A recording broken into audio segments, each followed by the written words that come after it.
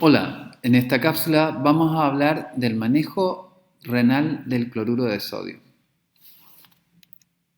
En la cápsula previa revisamos el manejo renal de la glucosa. La glucosa es un soluto que filtra libremente y es completamente reabsorbido en el túbulo proximal. La tabla que muestra la lámina muestra el manejo renal de distintas sustancias. Al comienzo de la tabla vemos el agua.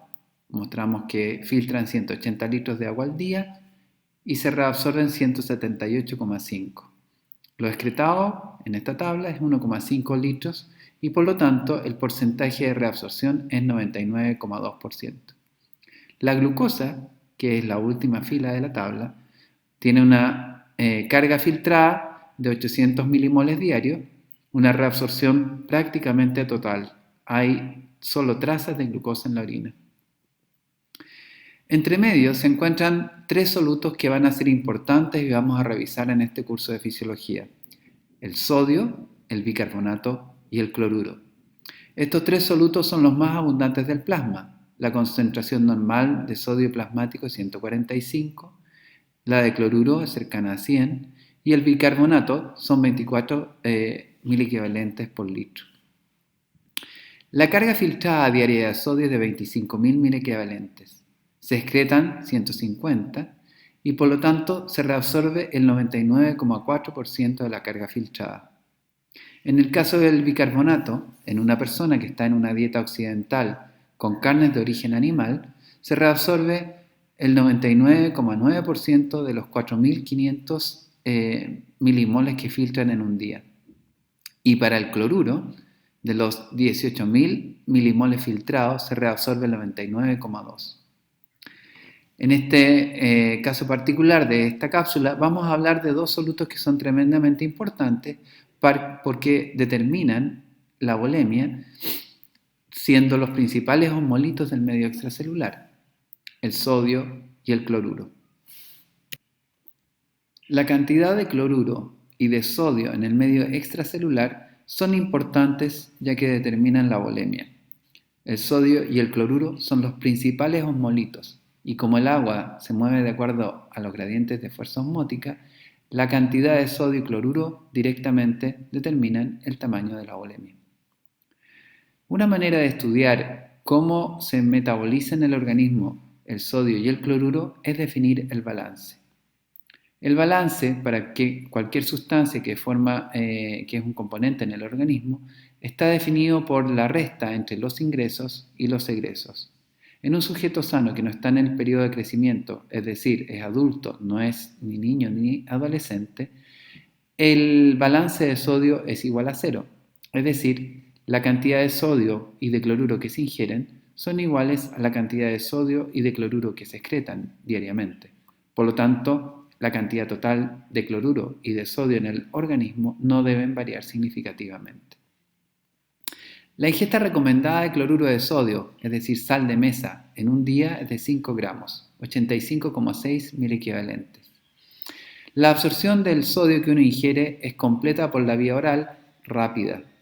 Entre 20 y 40 minutos uno absorbe todo el sodio que ha ingerido en cualquier alimento. El sodio se distribuye en dos compartimentos en el organismo, mayoritariamente en el extracelular. Esto está dado porque las células tienen una permeabilidad limitada al sodio y al cloruro y porque la bomba de sodio está expulsando constantemente el sodio desde el citosol hacia el medio extracelular. La excreción de sodio ocurre en un 95% en el riñón por la orina y en un 5% por el colon. Por lo tanto, el órgano principal que determina el balance de sodio en cuanto a su excreción es el riñón. Finalmente, la ingesta de sodio está dominada por patrones conductuales y culturales. Depende de un centro de apetito de sodio en el sistema nervioso central, sobre el cual se produce una serie de modulaciones dependientes de la apetencia de la comida, de la oferta alimentaria en el ambiente, de la edad, de las condiciones emocionales, etc. Y es altamente variable. Por otro lado, el mecanismo fisiológico que permite mantener el balance de sodio esencialmente consiste en ir modificando en función de los cambios de ingesta la excreción urinaria de sodio. Es decir, si un día X uno duplica la ingesta de sodio, pasa de 5 a 10 gramos, la excreción urinaria de sodio debería también duplicarse en 10 gramos. Si es que la ingesta de sodio se triplica, la excreción urinaria de sodio se debe triplicar. De ese modo se mantiene que el ingreso menos el egreso es igual a 0 y se preserva el balance normal. En lo que resta de esta cápsula vamos a describir los principales mecanismos de control de la excreción urinaria de sodio, teniendo en cuenta que en el túbulo principalmente se produce una reabsorción muy importante, más del 99%, de la carga filtrada de sodio. Esta lámina, nuevamente, muestra una versión didáctica del túbulo renal. En el gráfico se muestra el porcentaje de reabsorción en cada uno de los segmentos de la carga filtrada de sodio. Como podemos ver, la mayor parte de la reabsorción de la carga filtrada de sodio ocurre en el túbulo proximal. Un 66% de la carga filtrada se reabsorbe en este segmento. La rama delgada del asa de Henle no es permeable al sodio ni tampoco al cloruro. La rama gruesa ascendente del asa de Henle también produce una reabsorción muy significativa de sodio y de cloruro, 25% de la carga filtrada. Finalmente, como muestran los rectángulos lila, en el túbulo distal y en el túbulo conector y conector se produce aproximadamente entre un 7 y un 9% de la reabsorción de la carga filtrada. La diferencia en color en que el túbulo proximal y la rama gruesa ascendente del asa de Henle son amarillas y el túbulo distal, el conector y el colector son de color lila, quiere ejemplificar que la zona donde mayoritariamente se controla el cambio en la reabsorción de sodio dependiendo de los cambios en la ingesta y otras variables es en el nefrón distal. Es decir, el ajuste de la excreción renal de sodio se hace en el túbulo distal, en el túbulo conector y en el túbulo colector, y depende de mecanismos principalmente hormonales. Por otra parte, el túbulo proximal y la rama gruesa ascendente del asa de Henle podríamos decir que funcionan a una velocidad relativamente constante, es decir, siempre van a reabsorber el 66% de la carga filtrada para el túbulo proximal y el 25% de la carga filtrada para la rama gruesa del asa de Henle. Primero, revisaremos la función del túbulo proximal. El esquema de esta lámina muestra una versión didáctica del túbulo proximal que se origina en el corpúsculo renal. La cantidad de orina que sale desde la cápsula de Bowman y entra en el túbulo proximal, el flujo urinario, es equivalente a la velocidad de filtración glomerular, o sea, 100 ml por minuto. Como en el túbulo proximal se reabsorbe 2/3 del agua que filtra, el volumen de líquido, el flujo de líquido que sale del túbulo proximal y entra en el asa de Henle es solo de 35 ml por minuto. El túbulo proximal no solamente reabsorbe 2/3 del agua que filtra, sino que 2/3 del sodio que filtra y aproximadamente un 55% del cloruro filtrado. Otros solutos importantes que son reabsorbidos por el túbulo proximal son los aminoácidos, la glucosa, fosfatos, citratos y vitaminas. Las células del túbulo proximal además permiten la excreción vía secreción de distintas sustancias como ácidos orgánicos, bases orgánicas, fármacos, medio de contraste y en el ser humano creatinina en pequeña proporción en condiciones normales. Entre otras de las funciones importantes del túbulo proximal se encuentra la síntesis de 1,25-dihidroxivitamina D, la degradación de la vitamina D, la gluconeogénesis, la síntesis de citrato y de glutamina. En general, se describe al túbulo proximal como un túbulo con alta capacidad de transporte. Es un epitelio que, desde el punto de vista fisiológico, corresponde a un epitelio líquido, que tiene junturas estrechas relativamente de alta permeabilidad. Además, en el túbulo proximal las células epiteliales tienen mecanismos específicos que permiten reabsorber pequeñas cantidades de proteínas que logran atravesar la barrera de filtración filtración glomerular y que son degradadas una vez que son endocitadas por las células del túbulo proximal. Como mencionamos previamente, tanto la paratormona como la insulina son dos hormonas que son proteicas, que filtran en la barrera de filtración, que son captadas, endocitadas por las células del túbulo proximal y son degradadas en el túbulo proximal normalmente. Por lo tanto, no aparecen en la orina. Revisemos un poco el manejo renal de sustancias que son relevantes desde el punto de vista fisiológico. Este gráfico muestra cómo cambia la concentración en el fluido tubular en relación a la concentración plasmática de creatinina, cloruro, sodio y bicarbonato.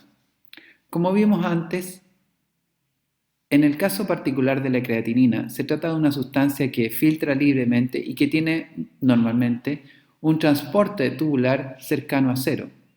Por lo tanto, el aumento en la concentración de creatinina en el fluido del lumen del túbulo proximal refleja más bien cuánta agua se saca del fluido, dejando la creatinina aguas atrás. La creatinina, podríamos decir, queda atrapada en el lumen, mientras el agua va siendo reabsorbida a medida que transcurre río abajo por el túbulo proximal.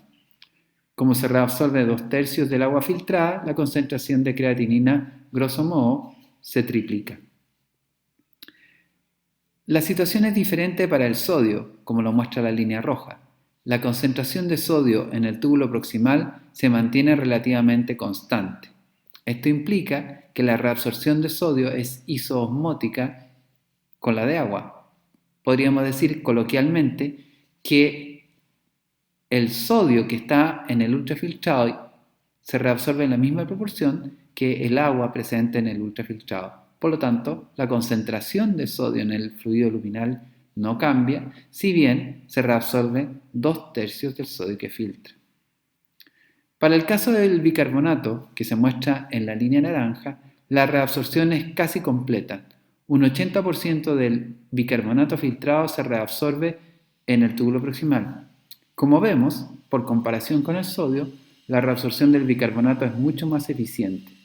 La concentración de bicarbonato a la salida del túbulo proximal es solo un 20 o un 15% de lo que encontramos en el plasma, o de lo que encontraríamos en el ultrafiltrado. Y finalmente en la línea verde se muestra el caso del cloruro. La concentración del cloruro va aumentando hasta un 20 o un 30% a medida que la orina circula por el túbulo proximal. Sin embargo, ocurre reabsorción muy activa de cloruro. Lo que pasa es que la velocidad a la que se reabsorbe el cloruro es menor a la que se reabsorbe el agua. Por lo tanto, su concentración tiende a aumentar. Tanto el cloruro como el bicarbonato tienen carga negativa a pH fisiológico y en la solución del plasma acompañan equilibrando las cargas del ion positivo sodio. El aumento o la reabsorción preferencial de bicarbonato, que es muy ávida en el túbulo proximal, implica que para contrabalancear, para que exista alguna carga negativa que quede con el sodio que queda en el lumen, se debe quedar cloruro. Por lo tanto, la disminución en la concentración de bicarbonato en el fondo refleja, desde un punto de vista del transporte de solutos, el aumento en la concentración de cloruro que depende justamente de la reabsorción preferencial de bicarbonato. Vamos a revisar los mecanismos celulares y moleculares que median la reabsorción de bicarbonato en el túbulo proximal y que también son compartidos por las células epiteliales de la rama gruesa del asa de Henle. Como mencionamos brevemente, la concentración de bicarbonato es cercana a 24 miliequivalentes por litro. El bicarbonato tiene bajo peso molecular, así que filtra libremente y se encuentra en el líquido de la cápsula de Bowman a la misma concentración del plasma. Entra en el túbulo proximal y va a ser reabsorbido ávidamente por las células que forman el epitelio tubular. El esquema muestra como un rectángulo anaranjado una célula del túbulo proximal. La membrana apical se encuentra hacia el lado izquierdo y se muestran dos pequeñas líneas celestes que tratan de representar las junturas estrechas o tight junctions, es decir, el límite entre la membrana apical y la membrana vasolateral. En la membrana apical encontramos un primer sistema de transporte que es el intercambiador sodio-protón NHE3, por su sigla en inglés. Este sistema de transporte permite, utilizando el gradiente electroquímico favorable para la entrada de sodio a la célula, excretar protones hacia el lumen tubular. Estos protones se encuentran con el bicarbonato del ultrafiltrado y titulan al bicarbonato que se transforma en H2CO3, es decir, ácido carbónico, y este compuesto es rápidamente hidratado y se transforma en agua y CO2 por acción de una enzima que está en la membrana apical en el ribetén cepillo y que es la anhidrasa carbónica tipo 4. El CO2, cuya concentración aumenta en el fluido tubular localmente por acción de la anhidrasa carbónica, es muy difusible a través de las membranas biológicas. Por lo tanto, entra en el citosol de la célula del túbulo proximal, donde se encuentra con una segunda enzima, la anhidrasa carbónica tipo 2, que tiene la misma actividad catalítica, pero es soluble. Esto determina que en cuanto entra CO2, se rehidrata y se transforma en la reacción reversa en ácido carbónico y rápidamente y en forma espontánea en bicarbonato. Este mecanismo es interesante, ya que si bien existe un importante flujo de entrada de CO2 por difusión, el CO2 que entra a la célula es rápidamente transformado en bicarbonato y por lo tanto siempre hay un gradiente favorable para que difunda CO2 desde el lumen hacia el interior de la célula. El bicarbonato que queda en el citosol de la célula del túbulo proximal va a servir, por un lado, para donar un protón que va a ser excretado nuevamente al lumen y para que el bicarbonato HCO3- sea transportado hacia el lado vasolateral de la membrana de la célula epitelial y por lo tanto retorne al organismo. Este trabajo, la reabsorción vasolateral de bicarbonato, lo hace un cotransportador sodio-bicarbonato, como muestra en el círculo celeste. En este mecanismo, el gradiente electroquímico permite el transporte acoplado de sodio y bicarbonato. Por lo tanto, lo que se reabsorbe por el mecanismo que estamos describiendo en el túbulo proximal es bicarbonato de sodio. Un 80% de la carga filtrada de bicarbonato se reabsorbe en el túbulo proximal.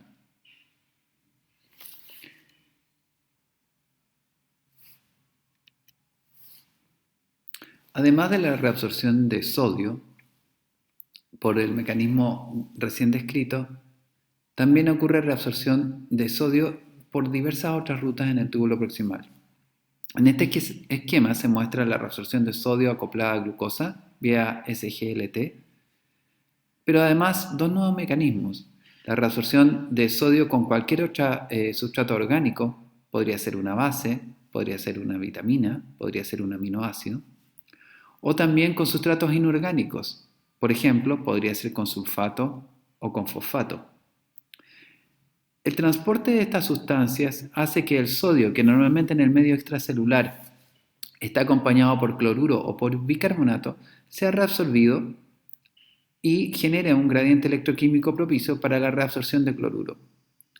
El cloruro, por su parte, se reabsorbe en el túbulo proximal en forma muy masiva por dos rutas. Por la ruta paracelular, a través de los tight junctions, que son permeables a cloruro y en alguna medida a sodio,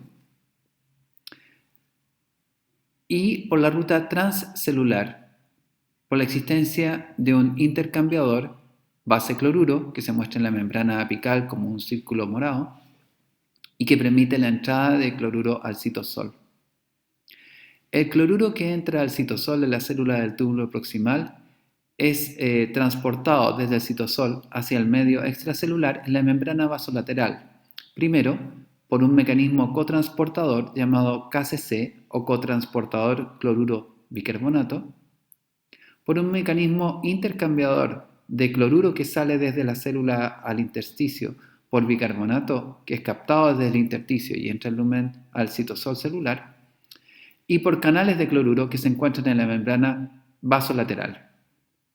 En resumidas cuentas, el cloruro se reabsorbe por la ruta transcelular y además por la ruta paracelular.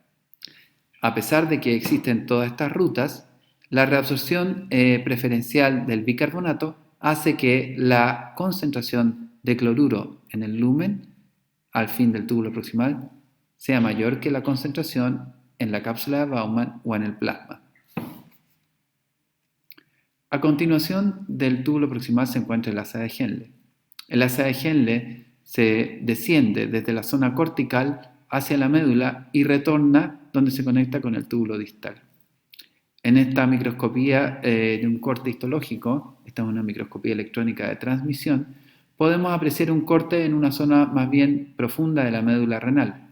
Se muestra como gruesa a la rama delgada ascendente del asa de Henle, como delgada a la rama delgada descendente del asa de Henle, y la rama delgada se puede comparar con un capilar. Es claro que las células de la rama gruesa ascendente son altas y tienen manchas oscuras, que son las mitocondrias, mientras que las células epiteliales que forman la rama descendente delgada del asa de Henle son muy planas y prácticamente sin mitocondrias, similares a las células endoteliales. Estas características histológicas están de acuerdo con su función. Las células del túbulo de la rama delgada descendente de la asa de Henle son exclusivamente permeables al agua. Realizan un transporte solo de agua por difusión facilitada. Por otra parte, las células del túbulo que forma la rama gruesa ascendente de la asa de Henle realizan la reabsorción activa de cloruro de sodio y de bicarbonato. En este esquema podemos ver en general cómo es la función del asa de Henle. El asa de Henle desciende desde la corteza hacia la médula. El intersticio cortical es isotónico con el plasma, 290 miliosmoles por litro, y es hipertónico en la zona profunda de la médula, 1200 miliosmoles por litro. La hipertonicidad del intersticio medular está dada por la acumulación de cloruro de sodio y de urea, que están en concentraciones mayores a las plasmáticas. La cantidad de líquido que entra al asa de Henle son 35 ml por minuto. Como se reabsorbe masivamente agua, cloruro de sodio y bicarbonato, salen tan solo 9 o 10 ml por minuto de la carga filtrada. La rama gruesa, como decíamos previamente, presenta vías de difusión facilitada para el agua, la que sale siguiendo su gradiente de concentración osmótica. Se reabsorbe aproximadamente un 20% de la carga filtrada de agua. Por otra parte, la rama gruesa ascendente es impermeable al agua, pero permeable al cloruro de sodio y bicarbonato. Se reabsorbe aproximadamente un 25% de la carga filtrada de sodio. Este hecho, que ocurra una reabsorción preferencial de sodio en relación al agua, hace que el líquido que sale de la rama gruesa ascendente del asa de Henle sea hipotónico en relación al plasma. De hecho, la rama gruesa ascendente del asa de Henle es conocida también como segmento dilutor porque tiende a producir orina más diluida que el plasma. El segmento dilutor utiliza mecanismos de transporte activo que permiten la reabsorción masiva de sodio como cloruro de sodio y de sodio como bicarbonato de sodio, que explicaremos a continuación. En esta lámina se muestra el mecanismo de reabsorción de cloruro de sodio, que es por la vía transcelular. En la membrana apical se expresa una proteína transportadora llamada cotransportador sodio-potasio-cloruro. Permite la captación electroneutra de estos iones que entran al citosol celular. Una vez que el sodio entra al citosol de la célula, es rápidamente removido por la bomba de sodio que se encuentra en la membrana vasolateral. Por otra parte, el cloruro es transportado hacia el extracelular, hacia el intersticio vasolateral, vía canales de cloruro y vía cotransportadores potasio-cloruro. Existe un fármaco de amplio uso en la clínica llamado furosemida que inhibe este mecanismo de transporte. Actúa sobre NKCC2. Como inhibe la reabsorción de cloruro y sodio, puede producir grandes volúmenes de diuresis. Se utiliza habitualmente en el tratamiento de la hipertensión, de la insuficiencia cardíaca o de la enfermedad renal. Junto con la reabsorción de cloruro de sodio también se reabsorbe bicarbonato de sodio. El mecanismo es idéntico al que describimos para la reabsorción de bicarbonato en el túbulo proximal, es decir, depende del intercambiador sodio-protón y de la existencia de la anhidrasa carbónica. En resumen, el 80% de la reabsorción de bicarbonato ocurre como bicarbonato de sodio en el túbulo proximal, mientras que un 15% ocurre en el asa de Henle.